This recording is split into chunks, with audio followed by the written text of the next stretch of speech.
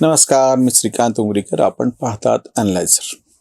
तुमच्यापैकी जे कोणी वर्तमानपत्र वाचत असतील त्यांच्यासाठी 3 दिवसापूर्वीची घटना दखलपात्र अशी आहे, बाकीच्यांना तर माहीत पण नाही. एका दैनिकाने अग्रलेखच छापला नाही. मी त्याचं नाव सध्या तरी घेत नाही. ज्यांना कोणाला हवा असेल त्यांनी मेसेज करा, खाली त्याच्यामध्ये देईल, किंवा प्रत्यक्ष सोशल मीडियात जे थोडेफार सक्रिय असतील त्यांना ते कळले असेल. आश्चर्य म्हणजे अग्रलेख छापला नाही ह्याच्याबद्दल कोणालाच काही वाटलं नाही. एका ज्येष्ठ संपादकीय क्षेत्रात काम करणाऱ्या पत्रकार मित्रांनी त्याच्यावरती अग्रलेखांत अशा नावाने एक पोस्ट टाकली. त्याच्यावर मग ती चर्चा सुरू झाली. मग बऱ्याच जणांना आठवलं की अरे, अमुक तमुक वर्तमानपत्रात आज अग्रलेखच नाही म्हणे. पण ते प्रत्यक्ष वर्तमानपत्र घेणारे लोक फार थोडे असल्यामुळे हो मी पाहिलं, मला तेव्हा जाणवलं असं म्हणणारे मात्र फारसे सापडले नाहीत. आणि नेमकी मला ही वस्तुस्थिती तुमच्यासमोर ठेवायची आहे. सोशल मीडियात आम्ही स्वतः गेले 6 वर्ष सक्रिय आहोत. ॲनालायझर न्यूज आणि नंतर आता 1 वर्षापासून analyser Lokniti, analyser Divine, analyser Hindi ही सगळी चॅनल्स या ठिकाणी आम्ही चालवत असताना आमच्या तीव्रपणे लक्षात आलेली गोष्ट अशी की वर्तमानपत्रे हळूहळू संदर्भहीन होत चाललेली आहेत. मूल्यहीन असं म्हणलेलं नाही, म्हणजे ती मूल्यहीन आहेत, पण वर्तमानपत्र वाचन ही गोष्ट संपून गेलेली अशा अर्थाने मला म्हणायचं नाही. कशामुळे झालं असं? सगळ्यात पहिली गोष्ट म्हणजे जेव्हा हे आक्रमण आलं सोशल मीडियाचं फार मोठ्या प्रमाणात, समाज माध्यमांनी पूर्णपणे आता जे कोणी थोडेफार वाचक असतील त्यांना व्यापून टाकलेले. लोक वाचतात का? निश्चित वाचतात. अगदी मी तुम्हाला कालचंच उदाहरण देतो की ह्याच अग्रलेखाच्या संदर्भात पत्र महर्षी अनंत भालेराव ह्यांनी जो एक अग्रलेख दिलेला आहे तो मी माझ्या फेसबुक पोस्टवरती टाकलेला आहे. निशिकांत भालेराव पत्रकार असलेले अनंतरावांचे चिरंजीव, आमचे ज्येष्ठ स्नेही, ह्यांनी हा अग्रलेख अनंतरावांचा 1981 सालचा हा जो अग्रलेख आहे 46-45 वर्षापूर्वीचा तो त्यांनी शेअर केला होता. मी तसा शेअर केला आहे. तुमच्यापैकी ज्या कोणाला वाचनाची आवड आहे त्यांनी जरूर माझ्या फेसबुक पोस्टवरती बघा. निशिकांत भालेराव यांच्याही फेसबुक पोस्टवरती आहेत. आत्ताचे वर्तमानपत्रामध्ये अग्रलेख येत नाही त्याचं कोणाला काही वाटत नाही. याचं महत्त्वाचं कारण म्हणजे अग्रलेख येत होता तेव्हा तरी कोण वाचत होतं? जेव्हा इथे नवीन एका दैनिकाची आवृत्ती सुरू झाली तेव्हा चर्चा चालू असताना दैनिक मराठवाड्याचं नाव निघालं आणि त्यांचे बाहेरून आलेले संपादक आपल्याला फार जास्त अक्कल शहाणपणा कळतं असं म्हणले की बंद पडलेल्या वर्तमानपत्राची काय चर्चा करू. मी तेव्हा त्यांना एकदम भडकून म्हणलं होतं की अहो ते बंद पडलं तरी त्याची चर्चा, आणि तुमचं चालू असताना पण चर्चा नाही आहे. म्हणजे जी वर्तमानपत्र आज चालू आहेत, ज्यांचे अग्रलेख आज छापले जातात ते कोण वाचता हा मुद्दा आहे. ज्यांना अग्रलेखच छापणं बंद केलं त्याच्यावर दुःख करण्याच्या आधी आज ज्याचा अग्रलेख आलेला आहे छापून ते किती लोक वाचतायत?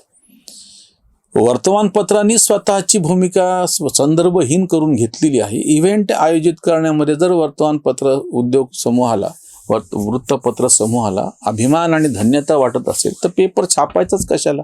इव्हेंटच करत बसा ना. वेगवेगळे तुम्ही म्हणजे घडून आणा इव्हेंट आणि त्याच्यामध्ये अडकून बसा. जर तुम्हाला तुमचं जे काम आहे ते सोडून बाकीचं सगळं करायचं असेल तर त्या कामाच्या संदर्भात अशी जर काही प्रतिक्रिया, एक तर मुळात प्रतिक्रिया पण येईन आणि आली तर त्याचं काय फार विचार करायचं काही कारण? वर्तमानपत्र स्वतःची जी काही भूमिका आहे तीच एकदा विसरून गेल्याच्या नंतर मग बाकीची पुढची चर्चा काय करणार? अतिशय चांगलं लिखाण पण आजकाल सोशल मीडियातच पाहायला मिळतंय. वर्तमानपत्रामध्ये ते येत नाहीये किंवा स्थानिक पातळीवरचं मी तुम्हाला छोटं उदाहरण सांगतो. एक मोठी घटना घडलीच, म्हणजे साहित्यिकदृष्ट्या आमच्याच्यानं मोठी, सांस्कृतिकदृष्ट्या, आणि त्याची दखल का नाही घेतली असं आम्ही एका संपादक मित्राशी चांगलं सौजन्यात चर्चा चालू असताना त्यांनी म्हणे अनौपचारिकरित्या म्हणे मी तुम्हाला खरं सांगू का, घेतलं काय न घेतलं काय काहीच कोणाला फरक पडेना. म्हणजे वर्तमानपत्राचं असं होऊन बसलेलं आहे की त्यांच्याकडे एखादी गोष्ट म्हणजे वैयक्तिक पातळीवरती माझी बातमी का नाही आली, माझा फोटो का नाही आला हे जाऊन भांडणारे असू शकतात. पण त्याच्या नेमकं उलट कशाची दखल घेतली, काही सविस्तर छापले ते वाचून काही करतो म्हणले असे फार थोडेत. कारण की वर्तमानपत्रांनी स्वतःचं हास्य करून घेतलेलं आहे. आज अग्रलेख नाही, उद्या बातमी काही विशिष्ट नाही, परवा कोरोनाच्या काळात झालं हे. वर्तमानपत्र पोहोचवणं मुश्किल आहे, खरंच अडचण होती. त्या काळामध्ये सोशल मीडिया वाढून बसला, त्याच्यामध्ये बदल झाले, त्याच्यामध्ये सगळी व्हरायटी उपलब्ध आहे. टाइमपास करणाऱ्यांसाठी टाइमपास आहे, मनोरंजनासाठी मनोरंजन आहे, पोर्नोग्राफीवाल्यांसाठी पोर्नोग्राफी आहे, वैचारिकतेसाठी वैचारिकता आहे, ऑडिओ आहे, व्हिडिओ आहे, सगळंच आहे ना. इतकं सगळं रसरशीतपणे तुमच्या हाताशी असताना दिवस पुरत नाही. वर्तमानपत्राच्या ऐवजी आपल्या हातामध्ये जो मोबाईल आलेला आहे त्या मोबाईलवरती बातम्या पाहणे, बातम्या ऐकणे, मनोरंजन सगळंच मिळतं ना. अगदी आता मी ते क्रोशाचं विणकाम सध्या करतो आहे, त्याच्या बाबतीतल्या काही फार मोजक्या गोष्टी मला आधी माहीत होत्या जेव्हा मी करायचो तेव्हा, आणि आता त्याच्यातले इतक्या वेगवेगळ्या गोष्टी समोर येत आहेत, इतके व्हिडिओ उपलब्ध आहेत. पारंपरिकरित्या माझ्या माहितीतल्या ज्या जुन्या नात्यातल्या स्त्रिया हे सगळं करायच्या, जेव्हा मी त्यांना सांगतो त्यामुळे अरे हे कुठून आलं, आम्हाला तर काही माहितीच नाही. म्हणलं अगं ते सगळं यूट्यूबवरती उपलब्ध आहे. जर असं एक अतिशय बळकट असं एक समाज माध्यमासारखं समोर तुमचं आव्हान असताना तुम्ही अजूनही समजून घ्यायला तयार नाही. वर्तमानपत्रांनी त्यांचं जे बलस्थान आहे, अतिशय चांगला असा मजकूर, त्याच्यावरती काहीतरी मेहनत केलेली, आणि ते सगळं करून चांगल्या पद्धतीने आजही छापील स्वरूपामध्ये व्यवस्थित पद्धतीनं समोर दिलं तर जे काही मोजके ग्राहक आहेत ते घेतील ना. 2 आणि 4 आणि 5 रुपयाला फुकट वाटल्यासारखं वर्तमानपत्र करायचं, आणि फुकटचा काळ आणि हागवणीला भार असा आपली इकडं एक म्हण आहे. काहीच कामाचं नाही ते वर्तमानपत्र. पण असं तुम्ही केल्याच्या नंतर मग त्याच्यामध्ये अग्रलेख आला काय, नाही आला काय, अजून एक काय वाईट होऊन बसलेले माहिती का, कुठल्याही वर्तमानपत्रामध्ये तुम्ही बातमी द्या, काही अग्रलेख तुम्हाला काही करायचं तर ते उचलून परत तुम्हाला सोशल मीडियात टाकावं लागतं.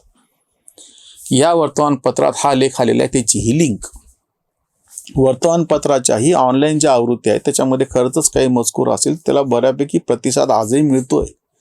काही चांगले पत्रकार, शेखर गुप्तांसारखे मी म्हणतो की जेव्हा त्यांचे व्हिडिओ समोर येतात तेव्हा त्याला कितीतरी लोक आवर्जून बघतात. त्याला एक मूल्य ते तुम्ही हरवून बसल्याच्या नंतर कसं व्हावं. बरं, काही वेळा खरं तर मजकुरालाच अतिशय छान काही गोष्टी आपल्याला प्रत्यक्ष वाचूनच समजून घ्याव्या वाटतात. प्रत्येक गोष्टीचा काही व्हिडिओ केला आणि कर्कशपणे ते अँकर काहीतरी घाईघाईनं सांगतो आहे किंवा ब्रेकिंग न्यूज म्हणताना विचाराची तंद्रीच ब्रेक व्हायला लागली. वर्तमानपत्रांचं महत्त्व निश्चित आहे, वाचनाचं महत्त्व निश्चित आहे, पण हे स्वतः वर्तमानपत्रांनाच पटलेलं नाही. आज अग्रलेख आला नाही, उद्या बातमी येणार नाही, परवा पेपरच येणार नाही, अन्याय आला तरी कोणाला काही वाटणार नाही. तसे बरेच वर्तमानपत्र जेव्हा शासनाने त्याच्या जाहिरातीचं कमी करून टाकले तेव्हा त्यांचा मृत्यू घडून आलेलाच आहे. बघूयात आता हे जी बाकी सध्या काही हे छोटेफार वळवळ चालू आहे वर्तमानपत्राची, ती तशीच मोठी होती का संपून जाते ते. इथेच थांबूयात. धन्यवाद. स्वधर्म जागृतीचा विधायक बुरुज, Analyzer News.